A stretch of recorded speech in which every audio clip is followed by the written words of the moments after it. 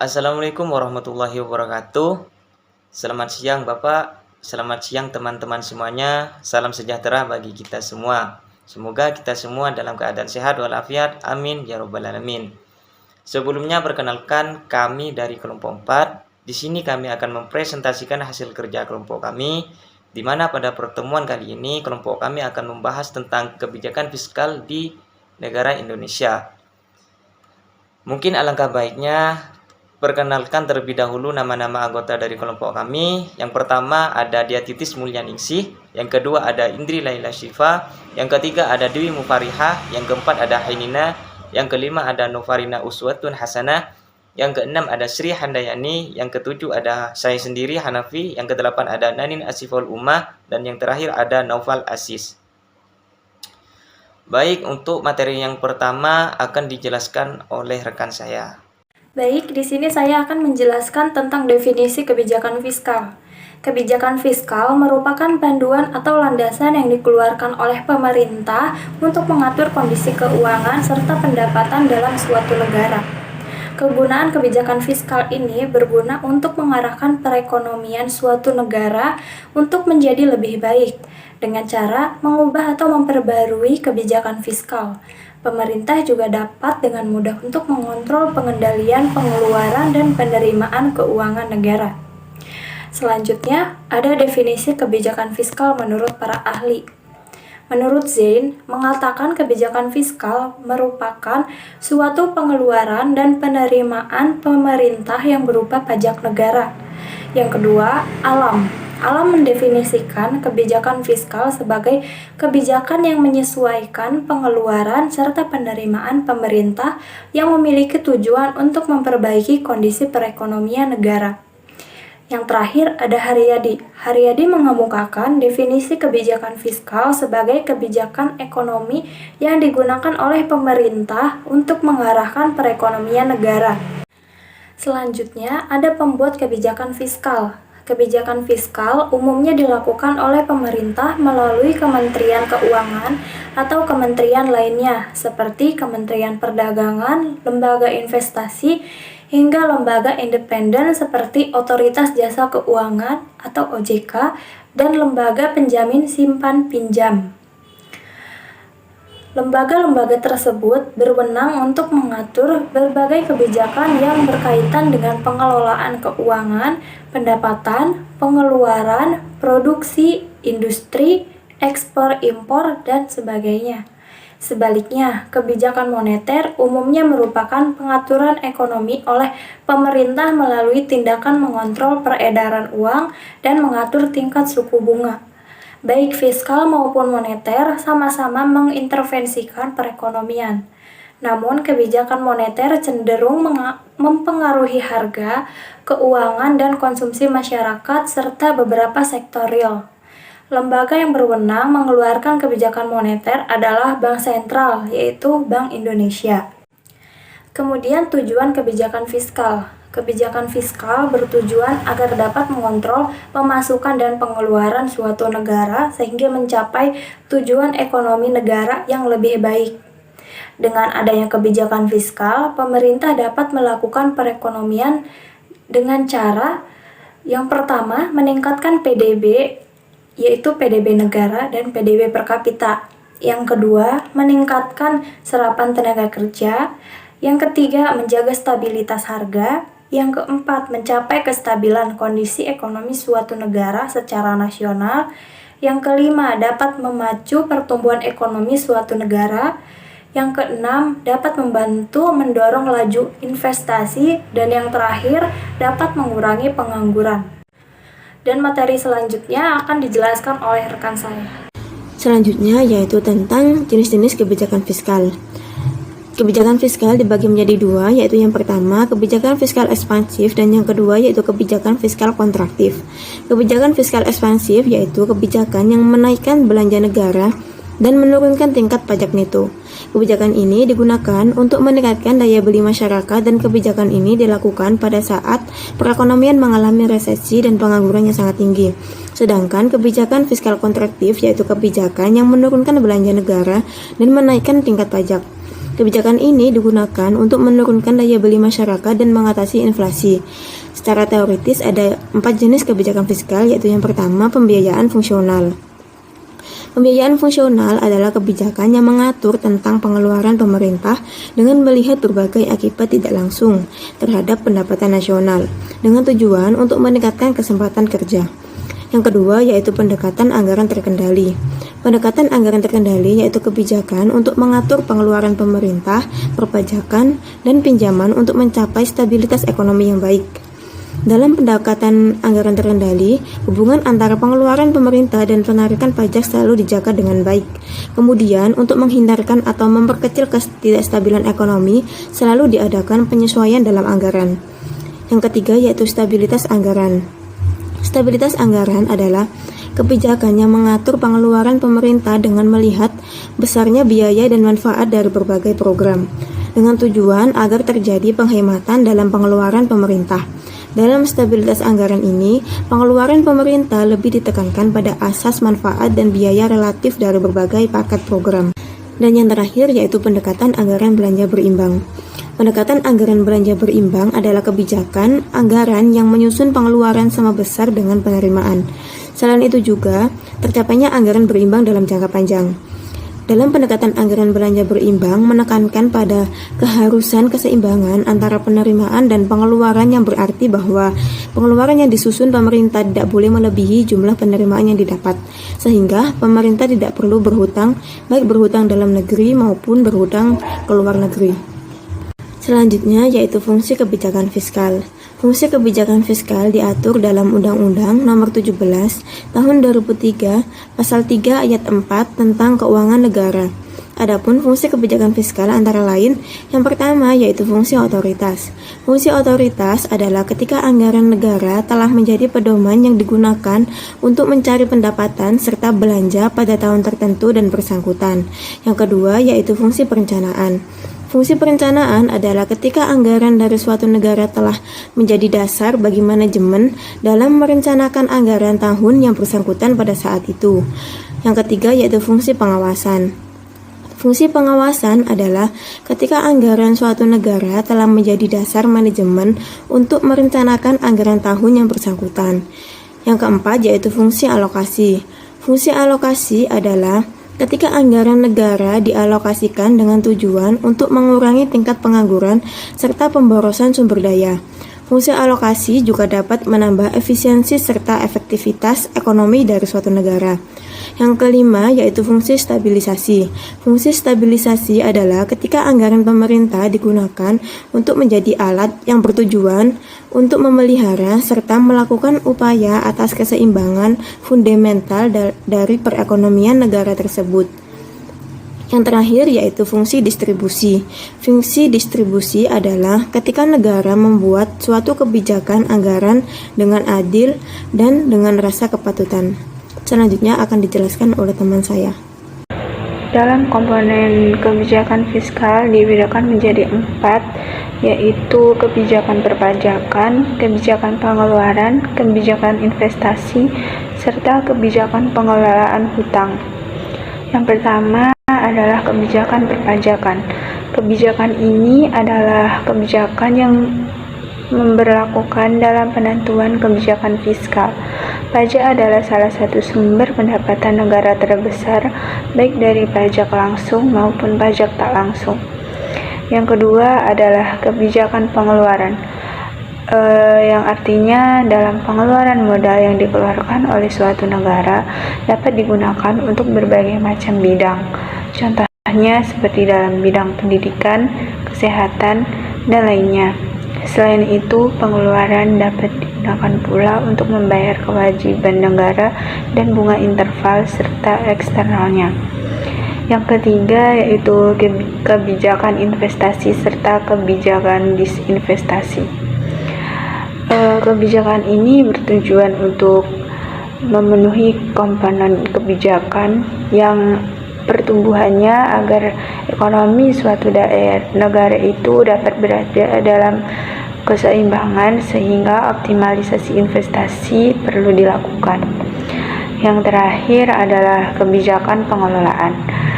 Komponen kebijakan pengelolaan hutang atau surplus dilakukan oleh pemerintah dari negara apabila pendapatan yang diterima oleh pemerintah tersebut lebih besar dibanding dengan anggaran yang telah dihabiskan oleh negara, sehingga negara tersebut mengalami surplus. Apabila terjadi kondisi sekarang pada negara tersebut, maka negara itu akan mengalami defisit atau sebuah kerugian. Pembiayaan terhadap defisit tersebut dapat dilakukan dengan cara melakukan pinjaman dana kepada pihak asing atau dengan cara mencetak uang. Selanjutnya, indikator kebijakan fiskal.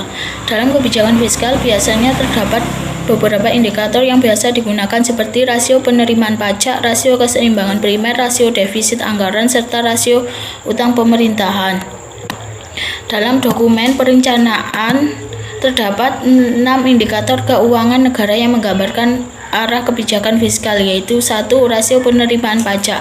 Rasio pajak atau taxation adalah perbandingan atau persentase penerimaan pajak terhadap produk domestik bruto, di mana hal itu juga merupakan salah satu indikator untuk menilai kinerja penerimaan pajak.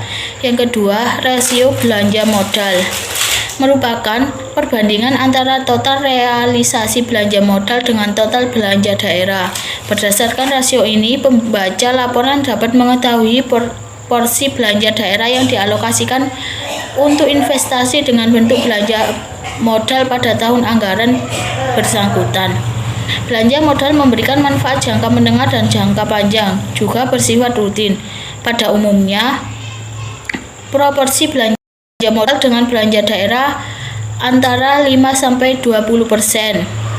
Rasio belanja modal ini dirumuskan sebagai berikut. Rasio belanja modal sama dengan total rasio belanja modal per total belanja daerah kali 100%. Untuk rasio belanja modal belum ada patokan yang pasti berapa besarnya rasio belanja operasi maupun modal terhadap APBD yang ideal, karena sangat dipengaruhi oleh dinamisasi kegiatan pembangunan dan besarnya kebutuhan investasi yang diperlukan untuk mencapai pertumbuhan yang ditargetkan. Namun demikian, sebagai daerah di negara berkembang, peranan pemerintah daerah untuk memacu pelaksanaan pembangunan masih relatif besar. Oleh karena itu, rasio belanja modal atau pembangunan yang relatif masih kecil perlu ditingkatkan sesuai dengan pembangunan di daerah. Yang ketiga, rasio subsidi energi. Subsidi energi adalah sebuah tindakan yang membuat harga sumber energi di tingkat konsumen tetap berada di bawah harga pasar atau lebih tinggi dari harga pasar untuk subsidi harga di tingkat produsen.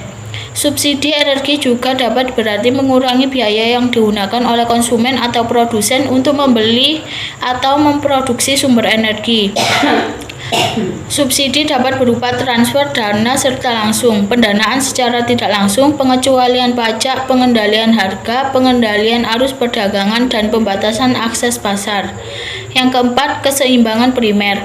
Keseimbangan primer merupakan selisih dari total pendapatan negara dikurangi belanja negara, di luar pembayaran bunga utang apabila total pendapatan negara lebih besar dibandingkan belanja negara di luar pembiayaan bunga utang, maka keseimbangan primer akan positif. Akan tetapi apabila total pendapatan negara lebih kecil dibandingkan belanja negara di luar pembayaran bunga utang, maka keseimbangan primer akan negatif. Yang kelima, rasio defisit anggaran. Defisit anggaran adalah surplus, itu terjadi ketika pengeluaran lebih rendah dari pendapatan. Surplus anggaran memungkinkan penghematan jika surplus tidak dibelanjakan, seperti uang yang dipinjam dari masa sekarang untuk menciptakan masa depan yang lebih baik. Jika defisit dibiayai oleh hutang, maka efeknya sebaliknya. Ini adalah uang yang dipinjam dari masa depan untuk membayar standar hidup saat ini. Yang keenam, utang pemerintah. Utang negara atau sovereign debt adalah utang yang dikeluarkan atau dijamin oleh pihak pemerintah pada suatu negara, sing disebut sebagai utang luar negeri. Artinya, utang negara adalah surat utang yang dikeluarkan oleh pemerintahan nasional dalam rangka mengumpulkan uang, pemerintah akan menerbitkan obligasi dan menjualnya kepada investor asing atau pemberi pinjaman. Obligasi adalah instrumen utang yang harus dibayar kembali pada waktu tertentu, bisa selama 10 tahun atau 1 tahun dengan pokok utang ditambah bunga. Untuk membayar utang, pemerintah harus mengembalikannya dalam mata uang asing saat ia menjual obligasi. Kenaikan rasio utang adalah beban pembayaran bunga utang semakin tinggi. Berdasarkan Outlook APBN 2021, total pembayaran bunga utang dalam dan luar negeri mencapai 366,2 triliun atau meningkat 16,5% dibanding tahun 2020. Dari total penerimaan perpajakan, beban pembayaran bunga utang diperkirakan sebesar 26,6% pada akhir 2021. Semakin besar beban pembayaran, maka bunga akan mengurangi fleksibilitas belanja pemerintah untuk merespon kebutuhan anggaran yang mendesak, seperti belanja kesehatan dan belanja perlindungan sosial. Selanjutnya saya akan menjelaskan tentang bentuk-bentuk dari kebijakan fiskal. Bentuk-bentuk dari kebijakan fiskal ini ada dua, yaitu kebijakan penstabil otomatik. Kebijakan ini diartikan sebagai bentuk-bentuk sistem fiskal yang sedang berlaku yang secara otomatis cenderung menimbulkan kestabilan dalam suatu kegiatan ekonomi. Contoh dari kebijakan ini yang pertama yaitu sistem perpajakan yang progresif dan proporsional. Yang kedua yaitu kebijakan harga minimum, serta yang terakhir adalah sistem asuransi pada pengangguran. Nah, pajak progresif dan proporsional ini biasa digunakan dalam pemungutan pajak pendapatan individu. Dan pajak ini sudah diterapkan di beberapa negara, bahkan hampir di semua negara. Pada pendapatan seseorang yang sangat rendah, seseorang tidak diwajibkan untuk mengeluarkan pembayar pajak, bahkan tidak perlu. Akan tetapi, berbanding terbalik dengan seseorang yang memiliki pendapatan yang semakin tinggi, maka semakin besar pula pajak yang harus dikeluarkan seseorang tersebut. Karena setiap bertambahnya pendapatan seseorang, maka semakin besar pula pajak yang harus dibayarkan oleh seseorang. Di beberapa negara, sistem proporsional ini biasa digunakan untuk memungut pajak pada keuntungan perusahaan-perusahaan korporat, di mana pajak yang harus dibayar adalah proporsional dengan keuntungan yang diperoleh oleh perusahaan tersebut. Yang kedua yaitu kebijakan fiskal diskresioner. Kebijakan ini merupakan langkah-langkah yang dikeluarkan pemerintah dalam bidang pengeluaran pemerintah dan perpajakan, yang secara khusus dikeluarkan untuk membuat perubahan ke atas sistem yang telah ada. Biasanya dibuat untuk mengatasi masalah-masalah ekonomi yang telah dihadapi atau yang dihadapi pada saat itu. Contoh dari kebijakan diskresioner yang pertama yaitu pemotongan pajak dan peningkatan belanja untuk mengatasi penurunan ekonomi atau resesi. Nah, selanjutnya yaitu kebijakan diskresioner dibagi menjadi 3 bentuk dan alat untuk menjalankan kebijakannya. Yaitu yang pertama, membuat perubahan-perubahan ke atas pengeluaran. Dilanjutkan dengan yang kedua, dengan membuat perubahan atas pajak yang harus dipungutnya. Serta dengan langkah terakhir yaitu secara serentak membuat perubahan dalam pengeluaran pemerintah dan sistem pemungutan pajak. Secara umum, kebijakan diskresioner digolongkan menjadi 2 bentuk, yaitu kebijakan fiskal ekspansif. Maksudnya adalah pola kondisi perekonomian yang rendah ketika menghadapi masalah pengangguran, di mana pengangguran di sini menjadi masalah utama. Bentuk kebijakan ini adalah dengan menambah pengeluaran pemerintah, yang biasanya digunakan untuk perbaikan infrastruktur dan kegiatan ekonomi, dan juga mengurangi tingkat presentasi dalam pengenaan pajak. Bentuk yang kedua yaitu kebijakan fiskal kontraksi, di mana kebijakan ini biasanya dikeluarkan ketika masalah inflasi yang dihadapi pada perekonomian telah mencapai kesempatan kerja penuh dan tingkat pengangguran yang sangat rendah. Tujuannya adalah agar inflasi kembali normal dengan tetap menjamin agar kesempatan kerja penuh tercapai. Namun biasanya kebijakan ini yang mengurangi pengeluaran pemerintah merupakan kebijakan fiskal diskresioner yang paling efektif dalam menekan tingkat inflasi. Yang selanjutnya yaitu kebijakan fiskal yang dibagi menjadi 3 kategori. Yang pertama yaitu kebijakan yang menyangkut pembelian pemerintah atas barang dan jasa. Pembelian pemerintah atau belanja negara ini merupakan unsur yang ada di dalam pendapatan nasional yang dilambangkan dengan huruf G. Pembelian atas barang dan jasa pemerintah ini menyangkut pemerintah daerah dan juga pemerintah pusat, di mana belanja pemerintah ini meliputi pembangunan untuk jalan raya, jalan tol, bangunan sekolah, gedung pemerintahan, peralatan kemiliteran, serta gaji guru sekolah. Untuk yang kedua yaitu kebijakan yang menyangkut perpajakan. Pajak di sini diartikan sebagai pendapatan yang paling besar di samping pendapatan negara yang berasal dari migas. Baik perusahaan maupun rumah tangga mempunyai kewajiban untuk membayar pajak atas beberapa bahkan seluruh kegiatan yang dilakukannya. Pajak ini biasanya dibayarkan untuk semata-mata pembangunan negara tersebut. Kebijakan pemerintah atas perpajakan akan terus mengalami perubahan dari waktu ke waktu mengikuti dengan kondisi masyarakatnya. Hal ini disebut tax reform atau pembaruan pajak. Tax reform ini dilakukan pemerintah mengikuti adanya perubahan di dalam masyarakat, seperti meningkatnya pendapatan pada masyarakat. Yang terakhir yaitu kebijakan yang menyangkut pembayaran transfer. Pembayaran transfer di sini merupakan kompensasi pengangguran, tunjangan keamanan sosial, dan tunjangan pensiun. Jika dilihat dari pembayaran transfer merupakan bagian belanja pemerintah, tetapi sebenarnya pembayaran transfer tidak masuk dalam komponen G di dalam unsur perhitungan pendapatan nasional. Alasannya kenapa? Karena transfer bukan merupakan pembelian sesuatu barang yang baru diproduksi, dan pembayaran tersebut juga bukan karena jual beli barang dan jasa. Akan tetapi pembayaran transfer akan mempengaruhi pendapatan rumah tangga, namun tidak mencerminkan produksi pada perekonomian. Hal ini terjadi karena PDB dimaksudkan untuk mengukur pendapatan dari produksi barang dan jasa serta pengeluaran atas produksi barang dan jasa. Sedangkan pembayaran transfer tidak dihitung sebagai bagian dari belanja pemerintah. Baik, di sini saya akan menjelaskan mengenai instrumen kebijakan fiskal. Di slide sebelumnya sudah dijelaskan mengenai tujuan kebijakan fiskal. Nah, untuk mencapai tujuannya, kebijakan fiskal dilakukan menggunakan berbagai instrumen.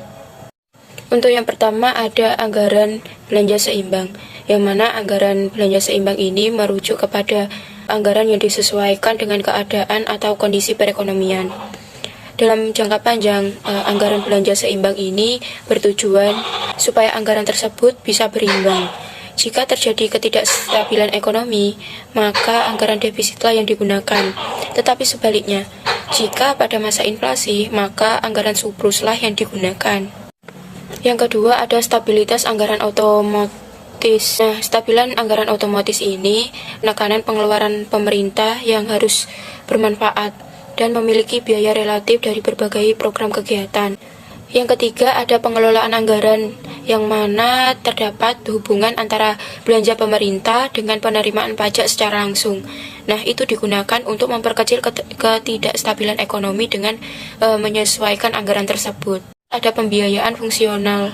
Pembiayaan ini merujuk kepada pengeluaran pemerintah yang diatur untuk menghindari pengaruh langsung terhadap pendapatan nasional. Nah, tujuan utamanya ialah untuk meningkatkan kesempatan kerja. Baik, selanjutnya ada manfaat kebijakan fiskal. Manfaat dari diberlakukannya kebijakan fiskal ini bertujuan untuk menjaga serta menjalankan dengan baik perekonomian suatu negara. Dengan kondisi perekonomian yang stabil dan baik, rakyat mampu mendapatkan taraf hidup yang lebih sejahtera. Sebaliknya, jika kondisi negara itu sedang kacau, yang menerima dampak keterpurukan atau dampak negatif yaitu masyarakatnya juga. Agar perekonomian negara tersebut bisa pulih dari keterpurukan, keluarkanlah kebijakan fiskal oleh pemerintah. Ada 4 alasan utama dari kebijakan fiskal yang mampu memberikan beragam manfaat yang dibutuhkan negara dan masyarakatnya. Yang pertama, dapat menumbuhkan kondisi ekonomi yang lebih baik. Nah, manfaat dari kebijakan fiskal ini adalah membuat ekonomi negara itu tumbuh ke arah yang lebih baik. Hal ini ditentukan untuk kebaikan negara. Yang kedua, ada pengalokasian sumber daya yang lebih efektif dan tepat sasaran. Saat melakukan kebijakan fiskal, pemerintah mengelola jumlah uang kas yang masuk untuk kebutuhan internal yang lebih penting dan berpengaruh positif pada masyarakatnya. Kebutuhan internal tersebut bisa seperti pemberian fasilitas, jaminan sosial yang lebih memadai, dan lain sebagainya. Yang penting adalah pengeluaran yang dilakukan oleh pemerintah hanya pada hal-hal yang krusial dan dapat membantu meningkatkan kesejahteraan masyarakatnya. Dengan begitu, rakyat tetap bisa menjalankan aktivitas rutinnya seperti biasa dan tetap menjadi produktif. Yang ketiga, ada menstabilkan kondisi ekonomi negara jangka pendek. Kondisi perekonomian dunia yang tidak stabil dan fluktuatif membuat pemerintah harus proaktif merencanakan kebijakan fiskal yang dianggap perlu untuk diaplikasikan. Nah, salah satu contohnya ialah ketidakstabilan kondisi ekonomi negara pada saat harga pangan atau suatu komoditas itu mengalami krisis dan harganya melambung tinggi. Alhasil daya beli konsumen akan kebutuhan itu menjadi berkurang dan pemerintah perlu menstabilkan harganya kembali. Nah, pemerintah juga bisa mengeluarkan kebijakan berupa penurunan pajak dari penjualan komoditas tersebut, sehingga harga jualnya menjadi sedikit lebih terjangkau. Yang keempat, ada pemerintah mampu melakukan pengembangan dan pembangunan jangka panjang negara. Melalui pembangunan berjangka panjang tersebut, pertumbuhan ekonomi yang diharapkan nantinya akan tercapai. Dengan begitu, masyarakat dapat memiliki kondisi ekonomi yang lebih stabil. Selanjutnya akan dijelaskan oleh rekan saya. Selanjutnya yaitu kebijakan fiskal dan pengaruhnya terhadap perekonomian Indonesia. Pada umumnya, kebijakan fiskal dipahami sebagai kebijakan yang dibuat pemerintah untuk mengarahkan ekonomi suatu negara melalui pengeluaran dan pendapatan berupa pajak pemerintah.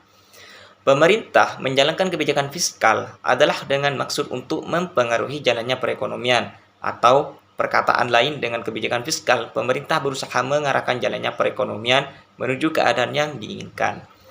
Dengan melalui kebijakan fiskal, antara lain pemerintah dapat mempengaruhi tingkat pendapatan nasional, dapat mempengaruhi kesempatan kerja, dapat mempengaruhi tinggi rendahnya investasi nasional, dan dapat mempengaruhi distribusi penghasilan nasional.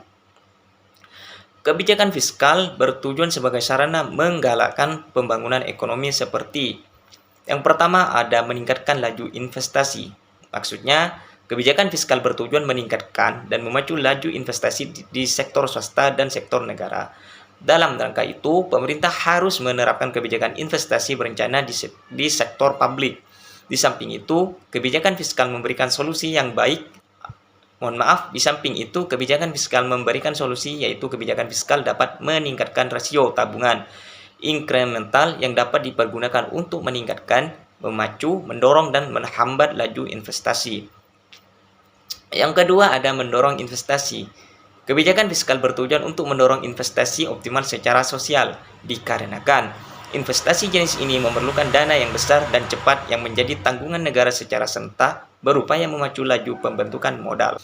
Yang ketiga, ada meningkatkan kesempatan kerja. Maksudnya, kebijakan fiskal berperan dalam hal pengelolaan seperti dengan membentuk anggaran belanja untuk mendirikan perusahaan negara dan mendorong perusahaan swasta melalui pembelian subsidi, keringanan, dan lain-lainnya, sehingga dari pengupayaan langkah ini tercipta tambahan lapangan pekerjaan. Yang keempat, ada meningkatkan stabilitas ekonomi di tengah ketidakstabilan internasional. Maksudnya, kebijaksanaan fiskal memegang peranan kunci dalam mempertahankan stabilitas ekonomi menghadapi kekuatan-kekuatan internal dan eksternal. Dalam rangka mengurangi dampak internasional, fluktuasi siklis pada masa boom, harus diterapkan pajak ekspor dan impor. Pajak ekspor dapat menyedot rezeki nomplok yang ditimbulkan dari kenaikan harga pasar. Sedangkan biaya impor yang tinggi pada impor barang konsumsi dan barang mewah juga perlu untuk menghambat penggunaan daya beli tambahan. Yang kelima, ada menanggulangi inflasi. Kebijakan fiskal pun bertujuan untuk menanggulangi inflasi. Salah satunya adalah dengan cara menetapkan pajak langsung progresif yang dilengkapi dengan pajak komoditi. Karena pajak seperti ini cenderung menyedot sebagian besar tambahan pendapatan uang yang tercipta dalam proses inflasi. Yang terakhir ada meningkatkan dan mendistribusikan pendapatan nasional. Di samping itu, kebijakan fiskal juga bertujuan untuk mendistribusikan pendapatan nasional, terdiri dari upaya meningkatkan pendapatan nyata masyarakat dan mengurangi tingkat pendapatan yang lebih tinggi. Upaya ini dapat tercipta apabila adanya investasi dan pemerintah seperti pelancaran program pembangunan regional yang berimbang pada berbagai sektor perekonomian.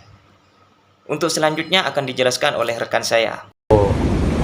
Ya, untuk selanjutnya terkait dengan penerapan kebijakan fiskal dalam perekonomian Indonesia. Maka diperlukan sebuah contoh sederhana bagaimana kita akan memperkirakan pengaruh kebijakan tersebut. Dengan pengaruh kebijakan fiskal terhadap perekonomian bisa dianalisa kebijakan fiskal diterjemah menjadi APBN. Dan kedua, bagaimana APBN tersebut mempengaruhi perekonomian. Baik, selanjutnya yaitu tentang studi kasus peranan kebijakan fiskal dalam meningkatkan program pengurangan stunting di Indonesia. Studi kasus di Kota Balikpapan. Kondisi di Kota Balikpapan yang memiliki angka stunting yang sangat rendah dapat diketahui di berbagai kebijakan unggulan di Kota Balikpapan yang telah berhasil mengurangi level stunting ke level yang lebih rendah. Temuan tersebut secara garis besar dapat diklasifikasikan ke dalam beberapa faktor utama. Faktor-faktor signifikan terhadap keberhasilan berbagai program HCI daerah, antara lain faktor kepemimpinan di daerah, koordinasi dan sinergi antar organisasi perangkat daerah, harmonisasi regulasi dan kebijakan antara pemerintah pusat dan daerah, hubungan dengan stakeholder lain seperti organisasi masyarakat dan swasta, serta faktor geografi dan kondisi alam. Program-program pusat seperti PKL selayaknya mendapat dukungan yang optimal, mengingat fakta di lapangan menunjukkan efektivitas dari sisi pencapaiannya. Dukungan mekanisme transfer ke daerah terutama melalui DAK yang lebih fleksibel sangat membantu daerah untuk memenuhi ruang kebutuhan yang menjadi prioritas termasuk pemenuhan tenaga lapangan. Dukungan pemerintah pusat terutama anggaran sangat dibutuhkan bagi pemerintah daerah dalam mengimplementasikan berbagai program intervensi penanganan stunting inovasi pemerintah daerah untuk terus mengawal program stunting sangat menentukan keberhasilan program pemerintah dalam pemberantasan stunting. Inovasi tersebut perlu diberikan apresiasi oleh pemerintah pusat dalam bentuk penghargaan dan reward. Sinergi antar institusi pemerintahan dan pihak swasta serta masyarakat harus terus ditingkatkan. Karena program penanganan stunting tidak akan pernah berhasil jika tidak ada sinergi antar pihak. Aspek regulasi dan peraturan akan membuat langkah pemerintah dan para pihak menjadi lebih cepat.